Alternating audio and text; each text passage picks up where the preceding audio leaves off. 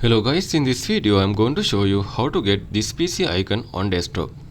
In this case you can see this PC icon in here accidentally.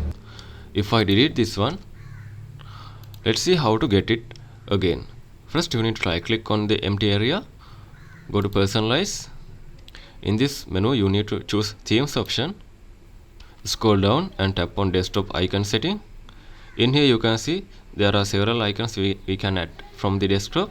So in this tutorial we only need this PC icon only. So just tick the computer because recycle bin is already added. If you no need to that one, you can untick this one.